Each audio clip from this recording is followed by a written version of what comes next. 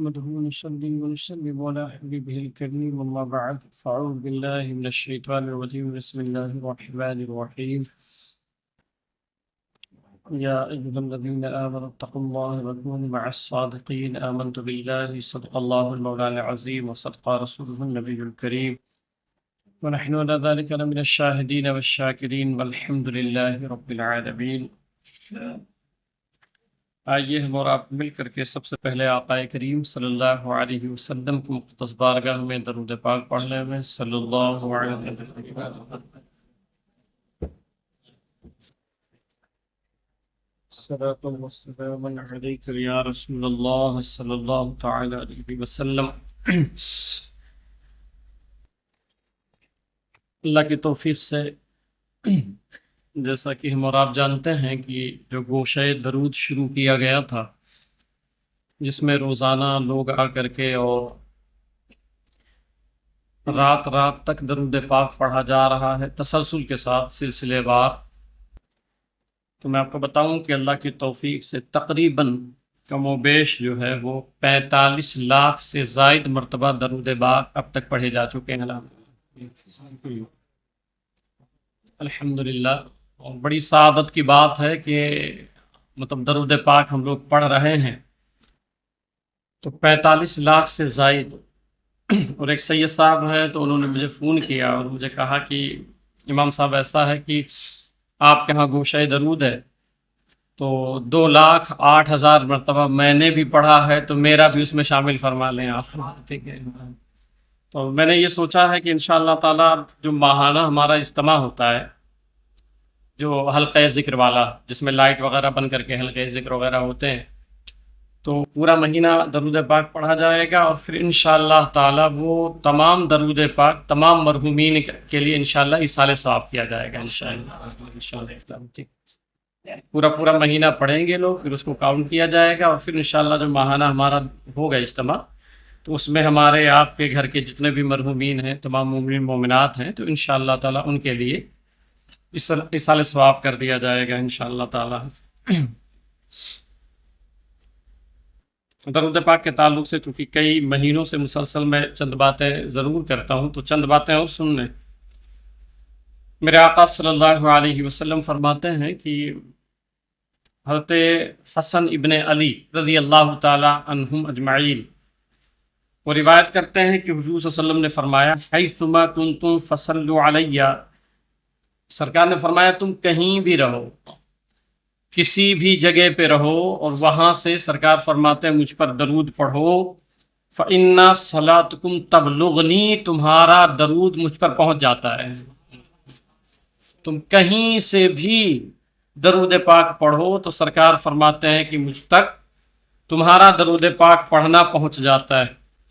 اور پھر حضور صلی اللہ علیہ وسلم ایک جگہ فرماتے ہیں من عثرت علیہ حاجۃ فلیکثر من الصلاۃ فإنها تکشف الہموم والفموم والکرب وتکثر الارزاق وتقضی الحوائج.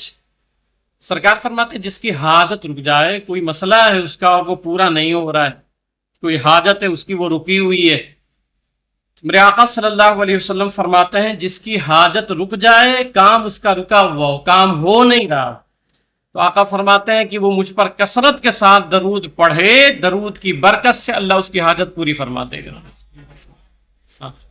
ایسا مجرب عمل ہے یہ کہ آپ درود پاک کثرت سے پڑھیں.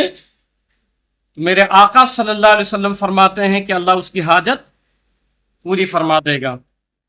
فرماتے ہیں کہ فَإِنَّهَا تَكْشِفُ الْهُمُومَ وَالْفُمُومَ وَالْكَرْبَ. سرکار فرماتے ہیں کہ ذہنی تناؤ، ڈپریشن ہو، تفکرات ہو، غم ہو، تکلیف ہو، مصیبت ہو، تو اب غم کو، تکلیف کو، ڈپریشن کو کیسے دور کیا جائے؟ ہم تو دوا تو لیتے ہیں مگر سرکار کا فرمان سنیں. میرے آقا فرماتے ہیں کہ اگر کوئی ڈپریشن میں چلا جائے، غم میں چلا جائے، مصیبت میں چلا جائے تو اسے چاہیے کہ وہ مجھ پر کثرت کے ساتھ درود پاک پڑھے. میرے آقا فرماتے ہیں اللہ تعالیٰ اس کے غم کو، ڈپریشن کو، تفکرات کو، مصیبتوں کو درود پاک کی برکت سے اللہ دور فرما دے گا. اب ایک روایت عرض کروں میں نے بتایا تھا نا کہ درود پاک پڑھنے کے لیے بھی اللہ چن لیتا ہے. جب ہم درود پاک پڑھتے ہیں تو صرف درود پاک نہیں پڑھتے ہیں بلکہ سرکار کی بارگاہ میں ہماری حاضری ہو جاتی ہے. جب ہم درود پاک پڑھتے ہیں تو سرکار کی بارگاہ میں ہماری حاضری ہو جاتی. اس پر ایک روایت میں عرض کر دیتا ہوں تاکہ جب آپ درود پاک پڑھا کریں نا تو یہ تصور کیا کریں، یہ خیال لایا کریں کہ میں سرکار کی بارگاہ میں میری حاضری ہو گئی. میرے آقا صلی اللہ علیہ وسلم فرماتے ہیں کہ اِنَّ لِلَّهِ تَعَالَى مَلْكًا أَعْطَاهُ أَسْمَاءَ الْخَلَائِقِ كُلِّهِمْ. سرکار فرماتے ہیں ایک فرشتہ ہے جس کو اللہ تعالیٰ نے کل مخلوقات کی آواز سننے کی طاقت عطا فرمائی ہے. فَهُوَ قَائِمٌ عَلَى قَبْرِي. تو سرکار فرماتے ہیں وہ میرے قبر شریف پہ رہے گا، ہمیشہ کھڑا رہے گا. فَلَيْسَ أَحَدٌ مِّنْ أُمَّتِي صَلَّى عَلَيَّ صَلَاةً. پھر میری امت کا کوئی بھی فرد مجھ پر جب ایک درود پڑے گا. اب وہ فرشتہ کہاں کھڑا ہوا ہے؟ سرکار علیہ السلام کے قبر شریف پہ. اب کوئی بھی شخص یاد رکھیں، اس سے کہیں ذہن آپ کا اس طرف نہ چلا جائے کہ سرکار سن نہیں سکتے ہیں اس لیے فرشتہ سنتا ہے. کہیں اس طرف بھی آپ کا خیال نہ چلا جائے.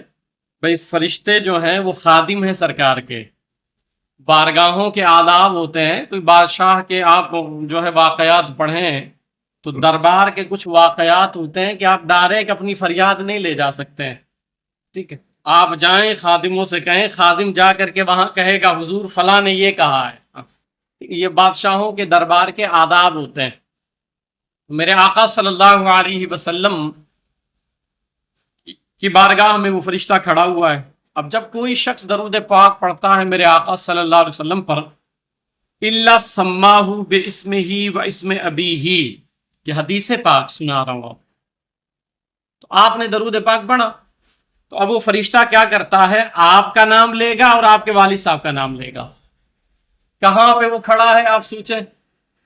آپ تڑپتے ہیں نا کہ گنبد خضرا کی زیارت ہو جائے، حاضری ہو جائے. تڑپنی بھی چاہیے، لوگوں کو تڑپ ہونی چاہیے. تو ہم یہ تڑپتے ہیں اور وہاں گئے تو گنبد خضرا کی زیارت ہوئی ہماری، مگر کسی وجہ سے نہیں جا پا رہے ہیں. تو یہ کریں نا آپ کہ آپ درود پاک پڑھیں. اب گنبد خضرا کے پاس آپ کا نام نہیں لیا جاتا ہے بلکہ وہ فرشتہ میرے آقا کے سامنے آپ کا نام لے رہا ہے. اب آپ کی حاضری سوچیں کہاں ہو رہی ہے کہ وہ فرشتہ سرکار کے سامنے إِلَّا سَمَّاهُ بِاسْمِهِ وَاسْمِ أَبِيهِ، درود پڑھنے والے کا نام اور اس کے والد صاحب کا نام. فَقَالَ يَا محمد صلی اللہ تعالی علیہ وسلم. اب فرشتہ کیا کہتا ہے نام لے کے کہ زید ابن بکر نے، مثال دے رہا ہوں، زید ابن بکر نے یا رسول اللہ صلی اللہ علیہ وسلم صلی علیکا، اس نے فلاں ابن فلاں نے آپ پہ درود پڑھا ہے. وہ سرکار اسلام کو مخاطب کر کے عرض کرتا ہے سرکار، اسی لیے کئی لوگ جب نہیں آئے درود پاک میں، کبھی ہوتا ہے بھائی ضرورتیں ہوتی ہیں لوگوں کی، چلے جاتے ہیں، مگر کوشش کرو کہ ناغہ نہ ہو.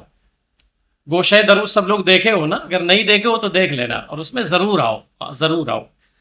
اب اس حدیث کے روح سے میں آپ کو سمجھاؤں کہ جس دن ناغہ ہوتا ہوگا آپ نہیں آئے، سرکار پوچھتے ہوں گے آج اس کا کیا ہوا، سرکار وہ نہیں آئے. یہ تو لگ گئی نا پھر کہ نہیں وہ نہیں آئے تھے آج. کیونکہ سرکار علیہ السلام کو درود پڑھنے والوں سے محبت ہو جاتی ہے نا، تو سرکار خود ہی پوچھتے ہیں. یہی وجہ ہے اللہ کے رسول صلی اللہ علیہ وسلم فرماتے ہیں کہ جو شخص مجھ پر روزانہ 100 مرتبہ درود پڑھے. اب یہ صرف میں تقریر نہیں کرتا ہوں آپ کو، اس تقریر کا مطلب کیا ہوتا ہے کہ آپ کے اندر وہ باتیں اتریں اور آپ عمل کریں اس پہ. تو میرے آقا صلی اللہ علیہ وسلم فرماتے ہیں کہ جو مجھ پر 100 مرتبہ درود پاک پڑھتا ہے تو اس وقت تک اسے موت نہیں آئے گی، یعنی دنیا سے اس وقت تک وہ نہیں جائے گا جب تک وہ اپنا ٹھکانہ جنت میں نہ دیکھ لے. تو اب 100 مرتبہ پڑھنے میں کیا جائے گا؟ آپ چل رہے ہو ابھی مسجد سے نکلو گے تو چلتے چلتے درود پاک پڑھتے رہو. گھر پہ گئے ہو، کام پہ جا رہے ہو، بائک چلا رہے ہو، درود پاک. یہ میں اس لیے کہہ رہا ہوں کہ میں کرتا ہوں اللہ کی توفیق سے، ایسا نہیں لما تقولون ماذا تفعلون، وہ کیوں کہتے ہو جو کر نہیں سکتے ہو. میں صرف اتنی بات کرتا ہوں جس پر میرا خود کا عمل ہوتا ہے اللہ کی توفیق سے. اس طرح کرنے میں کیا جاتا ہے؟ بائک چلا رہے ہو، درود پاک پڑھتے رہو. آپ بس میں جا رہے ہو، کام پہ جا رہے ہو، درود پاک پڑھتے رہو، کام کر رہے ہو درود پاک پڑھتے رہو۔ تو وہ کہتا ہے کہ یا رسول اللہ صلی اللہ علیہ وسلم فلاں نے آپ پر درود پڑھا ہے۔ اب جیسے اللہ تعالی کہ یہ فرشتہ حضور صلی اللہ علیہ وسلم سے عرض کرتا ہے، یہ اس نقطے کو سمجھیے گا، فرشتہ کیا کہتا ہے، کس سے کہتا ہے؟ سرکار علیہ السلام سے نا۔ کیا کہتا ہے کہ یا رسول اللہ صلی اللہ علیہ وسلم فلاں ابن فلاں نے، آپ کا نام، آپ کے والد کا نام لے کے کہتا ہے سرکار فلاں ابن فلاں نے آپ پہ درود پڑھا ہے۔ اب جواب کس کو دینا چاہیے آپ بتائیں؟ فرشتہ جس سے کہہ رہا ہے ان کو نا، سرکار علیہ السلام کو۔ اس محبت پر قربان جائیں کہ جیسے فرشتہ سرکار کی بارگاہ میں پیش کرتا ہے، فوراً ادھر جیسے فرشتے نے کہا فَيُصَلِّي الرَّبُّ عَلَى ذَلِكَ الرَّجُلِ بِكُلِّ وَاحِدٍ عَشَرَ، ادھر فرشتے نے کہا سرکار فلاں نے آپ پر درود پڑھا ہے، ادھر اللہ تعالیٰ جس نے درود پڑھا ہے وہ رب ہو کے اس بندے پر 10 مرتبہ درود نازل فرماتا ہے۔ حد ہو گئی محبت کی، ہاں، کہ ادھر وہ کہہ رہے سرکار فلاں نے آپ پر درود پڑھا ہے، ابھی یہ کہہ رہے ہیں اتنے پہ اللہ وہ رب ہو کے اس بندے پر جس نے میرے محبوب پہ درود پڑھا ہے، اس بندے پر وہ رب ہو کے 10 مرتبہ درود بھیجتا ہے۔ تو یہ برکت ہوتی ہے کہ ایک مرتبہ درود پڑھو۔ اچھا ایک بات یہاں اور عرض کر دوں،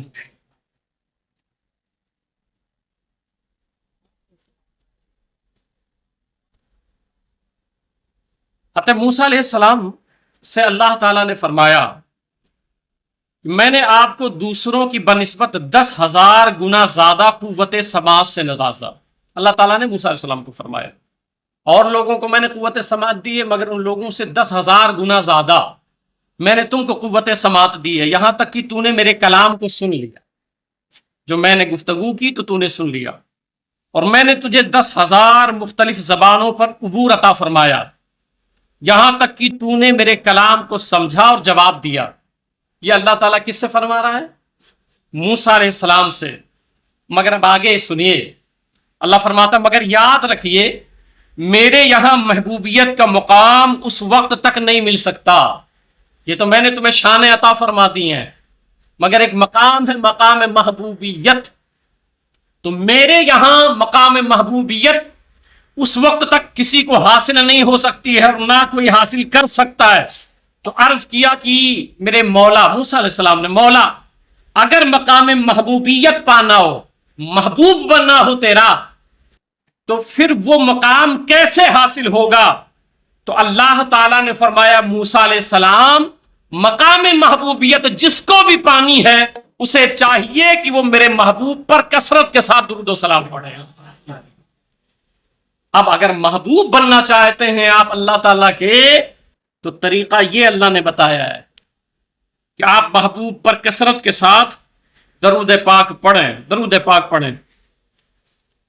اب اس پر چند باتیں میں جو ہے وہ، آپ جانتے ہیں کہ جمعہ میں اتنا وقت ایسا نہیں ہے، اسی مہینے میں ماہ شوال میں 10 شوال المکرم کو امام اہل سنت سیدی سرکار اعلیٰ حضرت رحمت اللہ تعالی علیہ کی تاریخ ولادت تھی جو گزری۔ اس پر ایک پروگرام بھی ہوا تھا جس میں حضور ساحل ملت تشریف لائے تھے۔ پھر 15 شوال المکرم کو سید الشہداء حضرت سیدنا امیر حمزہ رضی اللہ تعالی عنہ، جو سرکار کے بڑے مشفق چچا ہیں، ان کی بھی تاریخ شہادت ہے 15 شوال المکرم کو جو تاریخ گزری ہے۔ تھوڑی سی باتیں ہم حضرت سیدنا امیر حمزہ رضی اللہ تعالیٰ عنہ کے تعلق سے کر لیتے ہیں، اور اس نیت کے ساتھ کرتے ہیں کہ چونکہ سرکار کے یہ محبوب ہیں تو ان کا تذکرہ بھی محبوب ہے، تو سرکار علیہ السلام کی توجہ ہم سب کی جانب اس وجہ سے ہو جائے کہ ہم نے ان کے محبوب کا تذکرہ فرمایا ہے۔ ٹھیک ہے، حضور صلی اللہ علیہ وسلم فرماتے ہیں کہ میرے چچاؤں میں بڑے مشفق چچا تھے، بڑے مشفق، اور ان کے دربار میں جو جنگ احد جہاں ہوئی ہے نا، میدان احد، وہیں پہ آپ کا قبر شریف موجود ہے۔ ظالموں نے پورا برابر کر دیا ہے، پورا برابر کر دیا ہے۔ اس پر میں الگ سے کئی مرتبہ میں نے عرض کیا کہ سوچتا ہوں کہ اس پر میں کچھ بیانات آپ کے سامنے کروں کہ کتنا ظلم کیا گیا ہے۔ آپ سب کو نہیں پتا ہوگا، سیدہ کائنات سیدہ فاطمہ الزہرا رضی اللہ تعالیٰ عنہا، آپ کا قبہ شریف بنا ہوا تھا، مزار شریف بنا ہوا تھا، وہ سارے ریکارڈ میرے گھر پہ موجود ہیں، یا آپ جو ہے پرانی جو کتابیں پڑھیں گے اور تاریخیں پڑھیں گے نا، اس میں موجود ہے کہ پورا قبہ شریف بنا ہوا تھا، مزار شریف بنا ہوا تھا جنت البقیع شریف میں، سیدہ کائنات کا، حضرت عباس رضی اللہ تعالیٰ عنہ کا، ان لوگوں کا، حضرت حمزہ رضی اللہ تعالیٰ عنہ کا، مگر ان لوگوں نے کیا کیا ہے، بلڈوزر سے اس کو زمین بوس کیا ہے، بلڈوزر چلایا، جبکہ اللہ کے رسول صلی اللہ علیہ وسلم فرماتے ہیں کہ کوئی جوتا اور چپل پہن کے بھی قبرستان میں نہ چلے، اس سے مردوں کو تکلیف ہوتی ہے۔ ایک شخص ٹیک لگایا ہوا تھا قبر پہ، تو سرکار نے فرمایا خبردار ٹیک مت لگا، اس سے اہل قبر کو تکلیف ہوتی ہے، حدیث پاک ہے، تکلیف ہوتی ہے۔ آپ ذرا سوچیں کہ ان ظالموں نے جب گنبد توڑا ہوگا اور قبر شریف پہ بلڈوزر گیا ہوگا، تو جانے کائنات، روح کائنات حضور صلی اللہ علیہ وسلم کی بیٹی سیدہ کائنات فاطمہ الزہرا پہ کیا گزرا ہوگا، صحابہ کرام پہ کیا گزرا ہوا ہوگا۔ اس نجدی حکومت نے یہ کیا ہے۔ آپ تاریخ پڑھیں نا، ہسٹری پڑھیں، یہ 100 سالہ تاریخ بتا رہا ہوں، اس سے پہلے سب تھے ایسے۔ میں اس کو انشاءاللہ کبھی تک پوری تفصیل بتاؤں گا آپ کو وہاں کی کتابوں کے حوالے سے۔ تو آپ کی قبر شریف وہیں ہے۔ آج بھی یہ ہے کہ جس شخص کی کوئی حاجت نہ پوری ہوتی ہو، جس کی حاجت نہ پوری ہوتی، وہ تو پورا خطہ مدینہ شریف اور مکہ شریف، وہاں تو دعائیں قبول ہوتی ہیں، مگر جہاں بالخصوص دعائیں قبول ہوتی ہیں، اب سرکار تو بادشاہ ہیں، ان کی تو بات ہی الگ ہے۔ تو جس کی دعائیں قبول نہ ہوتی ہوں وہ آج بھی چلے جائے، اور حضرت سید الشہداء امیر حمزہ رضی اللہ تعالیٰ عنہ کی قبر شریف کے سامنے کھڑوا، اندر تو جانے نہیں دیتے، وہ اندر نہیں جانے دیتے۔ اب ان کے یہاں تو یہ عقیدہ ہے، میں جب گیا وہاں پہ اور جنت المالا میں گیا تو حضرت سیدہ خدیجہ الکبریٰ رضی اللہ تعالیٰ عنہ، سرکار اسلام کی پہلی بیوی جو سیدہ کائنات کی والدہ ہیں، تو میرے ساتھ میں 4-5 لوگ تھے، تو وہ پورا دن میں روتا رہا، پورا دن میں ممبر پہ کھڑے ہو کے بات کر رہا ہوں، میں پورا دن وہاں گیا، میں پہلی مرتبہ گیا تھا، مجھے تو پتہ بھی نہیں تھا، بس پڑھا تھا سب کس طرح ظلم ہوا ہے وہاں پہ۔ آپ جائیں گے یقین مانیں کیسا بھی دل ہوگا نا آپ کا، آپ رو پڑیں گے، بالکل ایک دم چٹیل میدان بنا دیا گیا ہے۔ تو کہنے کا مطلب یہ ہے کہ آج بھی کوئی شخص آپ کے قبر شریف کے پاس جا کے اگر دعا مانگے تو اللہ تعالیٰ اس کی دعا رد نہیں فرماتا ہے۔ میں نام نہیں لے رہا ہوں، مگر مہاڑا میں ایک صاحب تھے، ان کا ایک مسئلہ تھا اور بہت دنوں سے تھا، میں نے ان کو مشورہ یہی دیا تھا، میں نے پڑھا تھا کہیں پہ، تو وہ جب گئے تو انہوں نے وہ کیا، تو انہوں نے آ کے مجھے بتایا کہ حضرت وہ جو میں نے مانگا تھا تو اللہ کی توفیق سے اللہ تعالیٰ نے مجھے عطا فرما دیا۔ عطا فرمانے والا اللہ ہی ہے، اللہ ہی ہے جی۔ تو حضرت سیدنا امیر حمزہ رضی اللہ تعالیٰ عنہ کے تعلق سے حضور صلی اللہ علیہ وسلم فرماتے ہیں کہ میرے چچاؤں میں سب سے بہتر چچا، سب سے بہتر حضرت سیدنا امیر حمزہ رضی اللہ تعالیٰ، یہ سرکار کا فرمان ہے۔ اور اتنی محبت فرماتے تھے کہ ایک موقع پر ایک صحابی رسول آئے اور انہوں نے عرض کیا کہ آقا علیہ السلام میرے یہاں لڑکا پیدا ہوا ہے اور میں نام رکھنا چاہتا ہوں، تو آپ نام بتا دیں۔ تو میرے آقا صلی اللہ علیہ وسلم نے ارشاد فرمایا کہ مجھے سب سے زیادہ محبت میرے چچا حضرت حمزہ سے ہے۔ وہ صحابی کو بتا رہے ہیں کہ مجھے سب سے زیادہ محبت میرے چچا سے ہے، لہٰذا انہی کے نام پہ اپنے بچے کا نام رکھ دو، یعنی اپنے بیٹے کا نام حمزہ رکھ دو، حمزہ رکھ دو۔ پھر ایک موقع پہ حضرت سیدنا امیر حمزہ رضی اللہ تعالیٰ عنہ، آپ کے ایمان لانے کا واقعہ بھی عجیب ہے نا، کہ بھئی وہ ابو جہل نے گستاخی کی تھی حضور کی شان میں، بے ادبی کی تھی، گستاخی کی تھی، تو آپ گئے تھے شکار کے لیے، آپ شعر و شاعری بہت کرتے تھے، شکار آپ کا پسندیدہ مشغلہ تھا، شعر و شاعری آپ کرتے تھے، تو آپ شکار کے لیے گئے ہوئے تھے، ادھر آئے تو پتہ چلا کہ حضور صلی اللہ علیہ وسلم کی شان میں اس نے گستاخی کی ہے، آپ ویسے پہنچ گئے اور پہنچتے ہی ابو جہل کے سر پہ مارا، اس کا سر پھٹ گیا۔ حمزہ مانے ہی شیر ہوتا ہے، یہ عربی لفظ ہے. حمزہ مانے شیر، حیدر مانے شیر، عباس مانے شیر، زیغم مانے شیر، اسد مانے شیر، اس کے معنی سب شیر ہوتا ہے. تو سرکار کے گھرانے والے سب ایسے ہوتے بھی تھے الحمدللہ.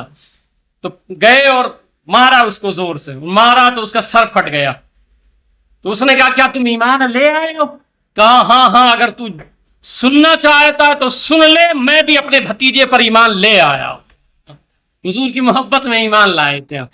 مارا اس کو اور پھر آئے سرکار کی بارگاہ میں. تو ایک موقع پہ عرض کیا جب ایمان لے آئے، چونکہ وقت کی قلت ہے، تو ایک موقع پہ عرض کیا کہ آقا، کیونکہ 2 سال پہلے آپ کی ولادت ہوئی ہے، حضور صلی اللہ علیہ وسلم کی پیدائش کے 2 سال پہلے حضرت امیر حمزہ رضی اللہ تعالیٰ عنہ. اس بات کی وضاحت کر دوں، امیر کیوں کہتے ہیں آپ؟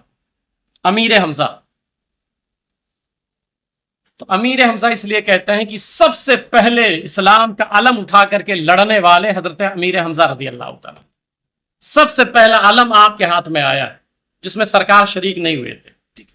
ایک ہوتا ہے غزوات جس میں حضور صلی اللہ علیہ وسلم بنفس نفیس شریک ہوئے ہوں. ان کی تعداد میرے علم کے مطابق 27 ہے، 27. کہ ایسے 27 غزوات ہیں جس میں حضور صلی اللہ علیہ وسلم بنفس نفیس شریک ہوئے ہیں. بقیہ سرایا ہے، سرایا اسے کہتے ہیں جس میں سرکار علیہ السلام تشریف نہ لے گئے ہوں، قیادت کسی کو دے دی ہو. تو جس میں قائد بنے تھے حضرت امیر حمزہ رضی اللہ تعالیٰ عنہ، تو آپ کو علم دیا گیا تھا جب سے آپ کو امیر کا لقب مل گیا ہے. ٹھیک ہے. تو حضرت امیر حمزہ رضی اللہ تعالیٰ عنہ جب ایمان لے آئے تو عرض کیا کہ آقا، میں حضرت جبریل علیہ السلام کو اصلی صورت میں دیکھنا چاہتا ہوں، سرکار مجھے دکھا دیجیے آپ. اور حضرت جبریل علیہ السلام جو آپ تو جانتے ہیں ان کے پھر کتنے بازو ہیں اور ان کے حالات کیا ہیں. تو جبکہ آپ کا خود کا اپنا مسئلہ ایسا تھا، حضرت جبریل علیہ السلام ایک موقع پہ کئی دن ہو گیا حضرت جبریل آئے نہیں. تو سرکار نے پوچھا جبریل بہت دن ہو گیا تھا آئے نہیں تھے. تو عرض کیا سرکار میں بھی مشتاق تھا کہ کب پہنچ جاؤں میں.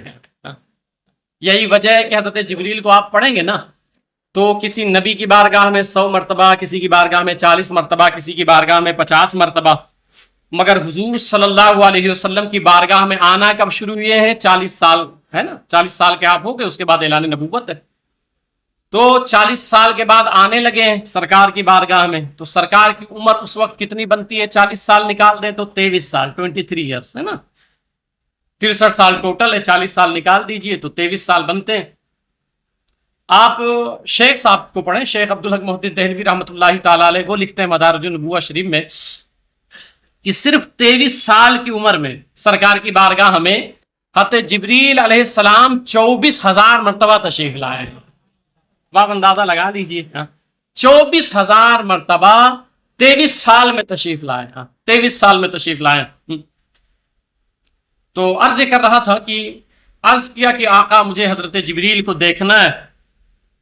تو حضور صلی اللہ علیہ وسلم نے فرمایا کہ تم برداشت نہیں کر پاؤ گے. تو کہا نہیں میں دیکھنا چاہتا ہوں. تو فرمایا ٹھیک ہے تم دیکھنا چاہتے ہو تو پھر بیٹھ جاؤ. بیٹھ گئے. میرے آقا صلی اللہ علیہ وسلم نے حضرت جبریل کو آواز دیا، اے جبریل آ جاؤ. اب سوچیں کہ وہ نبی کیسا نبی ہے کہ جو دکھانے کے لیے بھی جبریل کو بلاتا ہے. کہ اگر کوئی ضد کر لے کہ نہیں مجھے حضرت جبریل کو دیکھنا ہے تو پھر میرے آقا صلی اللہ علیہ وسلم ایسے ہیں کہ پھر حضرت جبریل کو بلا لیتے ہیں کہ آ جاؤ آ جاؤ. تو سرکار علیہ السلام نے جب بلایا تو حضرت جبریل علیہ السلام ایک لکڑی تھی، تو اسی لکڑی پر آپ تشریف لائے. خانہ کعبہ کے پاس ایک لکڑی نصب تھی، اسی پہ تشریف لائے. تو سرکار علیہ السلام نے حضرت امیر حمزہ رضی اللہ تعالیٰ عنہ کو فرمایا کہ چچا نگاہ اٹھائیے دیکھیے. یہ سر جھکائے ہوئے تھے. تو کہا آپ چچا دیکھیے نا، سامنے دیکھیے. تو حضرت امیر حمزہ رضی اللہ تعالیٰ عنہ نے جب نگاہ اٹھا کے دیکھا تو دیکھا کہ سامنے حضرت جبریل موجود ہیں. حضرت جبریل علیہ السلام موجود ہیں. فرماتے ہیں کہ دونوں پاؤں سب زبرجد کے ہیں، اور اتنا ہی دیکھے تھے. اب حضرت جبریل ہے نا، پھر حضرت جبریل ہے. ابھی اتنا ہی دیکھے تھے کہ حضرت امیر حمزہ رضی اللہ تعالیٰ عنہ بے ہوش ہو کے گر پڑ گیا، بے ہوش ہو گئے. پھر ہوش میں آئے تو سرکار نے فرمایا میں نے کہا نہیں تھا کہ برداشت نہیں کر پاؤ گے. تو یہ حضرت امیر حمزہ رضی اللہ تعالیٰ عنہ ہیں کہ حضور صلی اللہ علیہ وسلم ان سے محبت اتنا فرماتے تھے. احد کی لڑائی میں آپ تشریف لے گئے, بدر میں بھی آپ شریک رہے, احد کی لڑائی میں بھی آپ تشریف لے گئے, احد میں ہی آپ کی شہادت ہوئی تھی. ادھر سے 3000 کا لشکر تھا, ادھر سے صرف 1000 تھے, 1000 میں 300 منافق تھے جو الگ ہی ہو گئے تھے. اب منافق وہ لوگ تھے نا جو داڑیاں رکھتے تھے, ماشاء اللہ سبحان اللہ والے تھے, وہ بھی تھے, کلمہ پڑھنے والے, سرکار کے پیچھے نماز پڑھنے والے, داڑیاں رکھنے والے, 5 وقتہ اللہ اللہ کرنے والے. مگر حضور صلی اللہ علیہ وسلم کی محبت ان کے, آج تو کہتے ہیں یار وہ تو نمازی آدمی ہیں, آپ ایسا بولتے رہتے ہو, کیا کریں, اسی دور سے چلے آ رہے ہیں, اسی دور سے شروعات ہے نا. اس سرکار کے پیچھے نماز پڑھنے والا وہ منافق ہے, حضور کا ادب اس کے اندر نہیں ہے, حضور صلی اللہ علیہ وسلم کی محبت اس کے اندر نہیں ہے. اس پر میں تفصیلی انشاءاللہ تعالیٰ, کیونکہ مجھے سرکار اعلیٰ حضرت پہ 2-4 جمعہ بیان کرنا ہے انشاءاللہ تعالیٰ, تو ابھی میں انشاءاللہ اگلے جمعہ سے انشاءاللہ شروع کروں گا اور آپ کے سامنے حدیث و قرآن سے حقائق پیش کروں گا کہ سچائی کیا ہے اور آپ کس طرف جا رہے ہیں. تو احد کی لڑائی میں 300 منافق جو سرکار کے ساتھ چلے تھے کہ ہاں ہم آپ کے لیے جان دے دیں گے, اور وہ الگ ہو گئے. جب وہ الگ ہو گئے 700 بچے, اس میں حضرت امیر حمزہ رضی اللہ تعالیٰ عنہ بھی تھے. لڑائی ہوئی المختصر, کیونکہ وقت کی قلت کی بنیاد پہ لڑائی ہوئی. یہ وہی جنگ ہے جس میں اللہ کے رسول صلی اللہ علیہ وسلم کے دندان مبارک کا ایک کنارہ شریف شہید ہو گیا تھا. اب اس کو میں نے ایک مرتبہ بیان کیا تو ہمارے ایک چچا ہیں, تو انہوں نے کہا حضرت اس کو کبھی بیان کریں تو ایسے ہی بیان کریں. یہ ہوتا ہے بھئی اگر دانت شریف آپ کے ٹوٹ جائیں, پورا دانت شریف ٹوٹ جائے. شیخ صاحب نے لکھا ہے کہ کنارہ شریف ٹوٹا تھا. کس نے؟ شیخ عبدالحق محدث, جن کو سب مانتے ہیں. اب کنارہ شریف ٹوٹا تھا. اگر آپ لوگوں میں سے کسی کے سامنے کے دانت ٹوٹ جائیں تو جب آپ بات کریں گے تو تھوڑا سا نقص اور عیب کی طرح لگے گا کہ نہیں لگے گا؟ یہی وجہ ہے جس کے دانت ٹوٹ جاتے ہیں دیکھیں آپ دوسرا لگوا لیتے ہیں, عیب جیسا لگے گا, نقص لگے گا. میرے آقا بے عیب, بے مثال ہیں. اب اگر سامنے دانت ٹوٹ جائے گا, دانت شریف شہید ہو جائے گا, تو پھر وہ بات کریں گے, گفتگو فرمائیں گے, تو دوسرے صحابہ کے سامنے والے دانت تو سارے ہیں, تو پھر ایک عجیب سا سکن ہو جائے گا. تو دانت نہیں ٹوٹا تھا. میرے آقا صلی اللہ علیہ وسلم بڑے حسین تھے, بہت خوبصورت تھے, بڑے حسین تھے. میں نے یہ روایت بیان کی تھی نا کہ میرے آقا صلی اللہ علیہ وسلم کو صحابہ جی بھر کے دیکھ نہیں پاتے تھے. جب سرکار کی مجلس میں بیٹھتے تھے نا تو آنکھیں جھکائے رکھتے تھے, گردن جھکائے رکھتے تھے, سامنے نہیں دیکھتے تھے, سوائے 2 شخصیتوں کے. وہ حضرت ابو بکر اور حضرت عمر رضی اللہ تعالیٰ عنہ ہیں جو ٹکٹکی باندھ کے سرکار کو دیکھا کرتے تھے. تو میں عرض کر رہا تھا کہ پھر کیا ہوا تھا. تو میرے آقا علیہ السلام بڑے حسین تھے, تو اللہ تعالیٰ نے فرمایا حبیب آپ بڑے حسین ہیں, بہت خوبصورت ہیں. اور سرکار خود کا فرماتے تھے ایکم مثلی, تم میں کون میری طرح ہے, میں بے مثال ہوں. تو تم بڑے حسین ہو محبوب, مگر یہ جو سامنے کا آپ کے کنارہ دانت شریف کا ہے, اگر یہ نکل جاوے نا تو آپ کے حسن میں اور اضافہ ہو جائے گا, آپ کے حسن میں اور اضافہ ہو جائے گا. تو اب یہ دانت شریف تو حضرت ابو بکر ہمت نہیں کر سکتے, حضرت عمر رضی اللہ تعالیٰ عنہ بھی جسارت نہیں کر سکتے ہیں دانت شریف نکالنا. تو یہ ہمت تو اہل ایمان اور اہل محبت سرکار نے کے لیے کر نہیں سکتے. تو اللہ نے پھر ایک ماحول بنایا, اس نے کہا آؤ اور وحد قائم کر دیتا ہوں میں, وحد کی لڑائی میں آپ آ جاؤ, آپ ویسے بھی بڑے حسین ہو, مگر میں چاہتا ہوں کہ حسن اور نکھر جائے, آپ کا اور اضافہ ہو جائے. ہم امام اہل سنت کے ماننے والے لوگ ہیں. میرے امام سے پوچھا گیا, آپ نے فرمایا جو شخص یہ کہہ دے کہ حضور کا لباس میلا تھا اور تحقیراً ہو, تو فرمایا وہ کافر ہو گیا, دائرہ اسلام سے خارج ہو گیا.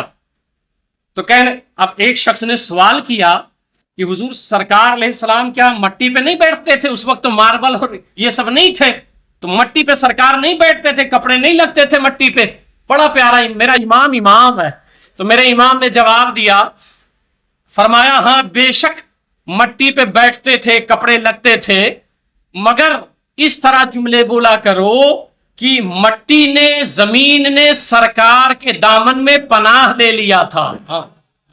کتنا حسین جملہ ہے یہ کہ مٹی نے سرکار کے دامن میں پناہ لے لیا تھا. اس طرح کے جملے بولا کرو. تو سرکار کے دامن میں چھوٹا والا دروازہ پناہ لے لیا تھا. تو اللہ تعالیٰ نے فرمایا حبیب آ جائیں آپ احد میں آ جائیں. اور حضرت سعد بن وقاص رضی اللہ تعالیٰ عنہ یہ وہ صحابی ہیں جو احد کی لڑائی میں گئے اور سب سے پہلے تیر انہوں نے ماری تھی. حضرت سعد رضی اللہ تعالیٰ عنہ نے. اور جب یہ تیر مار رہے تھے تو قربان جائیں یہ جملہ سرکار کا ان کے لیے خاص تھا. میرے آقا ان کو فرماتے تھے ہر تیر پہ اے سعد تجھ پر میرے ماں باپ قربان ہو جائیں. ہر تیر پہ ایک تیر مارے سعد تجھ پہ میرے ماں باپ قربان ہو جائیں. یہ حضرت سعد بن وقاص کون ہے؟ بات تھوڑی بڑھ رہی ہے میں عرض کر دوں کہ جب یہ ایمان لے آئے تو ان کی والدہ نے جو ہے بھوک ہڑتال کر دیا اور کہا میں کھانا پینا بالکل نہیں کھاؤں گی، تو اپنے مذہب کی طرف واپس آ جا. بھوک ہڑتال کر دیا. کہا نہیں تو دین چھوڑ دیا اپنے باپ دادا کا، میں تجھے اتنا مانتی تھی تو نے ایسا کر دیا، میں کھانا پینا چھوڑ دیا، کھانا پینا چھوڑ دیا. آئے سمجھایا کہ امی مان جاؤ کھانا پینا کھاؤ. تو کہا نہیں جب تک تو چھوڑ نہیں دیتا اپنے نبی کو جب تک تجھے میں معاف نہیں کروں گی اور پھر کھانا پینا نہیں چھوڑوں گی. لفظ سنے صحابہ کا، لفظ سنے. کہتے ہیں لو کانت لکی الف نفس فخرجت نفسا نفسا ما ترکت دین ھذا بشیء. کہتے ہیں میری ماں اگر تیری 1000 جان ہو اور ہر جان نکلنے پر مجھے تو یہ وارننگ اور دھمکی دے کہ بیٹے میں کھانا نہیں کھاؤں گی، تو محمد کو چھوڑ دے اور 1000 جان اللہ تجھے عطا کرے تو میں تیرا مرنا تو دیکھتا رہوں گا مگر محمد کا در نہیں چھوڑ سکتا ہوں. یہ صحابہ کرام کی شان تھی، یہ صحابہ کرام کی عظمت تھی. تو میں عرض کر رہا تھا کہ جنگ احد میں پھر اللہ تعالیٰ نے ایک ماحول بنایا اور پھر ایک کافر کی تیر آئی اور حضور صلی اللہ علیہ وسلم کے دندان مبارک پر لگی. اور حضور صلی اللہ علیہ وسلم کا وہ جو کنارہ شریف تھا نا دانت کا، جب وہ نکلا نا تو میرے سرکار اور حسین ہو گئے، میرے سرکار اور خوبصورت لگنے لگ گئے. ٹھیک ہے. پھر اسی جنگ میں حضرت امیر حمزہ رضی اللہ تعالیٰ عنہ کو جو ہے اس طرح دردناک اور مظلوماً شہید کیا گیا کہ آپ کا سینہ چاک کیا گیا اور چاک کرنے کے بعد کلیجہ نکالا گیا، کلیجہ چبایا گیا، انگلیاں کاٹی گئیں. ہندا نے یہ کیا تھا، اس وقت یہ ایمان نہیں لائی تھی، بعد میں یہ ایمان لائی. یہ حضرت ابو سفیان کی بیوی ہیں، اس وقت حضرت ابو سفیان بھی ایمان نہیں لائے تھے. پھر وہ کلیجے چبائے گئے، آنکھیں نکالی گئی، انگلیاں بھی کاٹ لی گئیں. اور میرے آقا صلی اللہ علیہ وسلم جب تشریف لائے میت کے پاس تو جو الفاظ سرکار نے کہے تھے وہ سناتا ہوں. آپ نے حضرت امیر حمزہ رضی اللہ تعالیٰ عنہ کی لاش اطہر کو دیکھا اور مخاطب کر کے فرمایا یا حمزہ یا عم رسول اللہ و اسد اللہ وعدہ رسول ہی. اے میرے چچا حمزہ، اے اللہ کے شیر اور اے رسول اللہ کے شیر. سرکار جنگ احد میں کھڑے ہو کے کہہ رہے ہیں اے رسول اللہ کے شیر، اے اسد اللہ، اے اللہ کے شیر، یا حمزہ یا فاعل الخیرات، اے بھلائیوں میں پیش پیش رہنے والے، یا حمزہ یا کاشف الکرمات، اے رنج و ملال کو دور کرنے والے، یا ذات بن عن وجہ رسول اللہ، اور رسول اللہ کے چہرے سے دشمنوں کو دور بھگانے والے. مبارک ہو کہ اللہ تعالی نے تمہارے سارے گناہوں کو معاف فرما دیا ہے اور فرشتے تمہارا انتظار ملائے اعلیٰ میں فرما رہے ہیں. وہ حضرت سیدنا امیر حمزہ رضی اللہ تعالیٰ عنہ ہیں جن کی قبر شریف جنگ احد میں آپ شہید ہوئے اور میدان احد میں آج قبر شریف ہے. کبھی جب جانا ہو آپ وہاں کھڑے ہو کہ ضرور اپنے لیے بھی دعائیں کیا کریں، ساری امت کے لیے دعائیں کیا کریں. اللہ تعالیٰ سرکار کے اس مشفق چچا کے صدقے میں ہم سبوں کی اللہ تعالیٰ مغفرت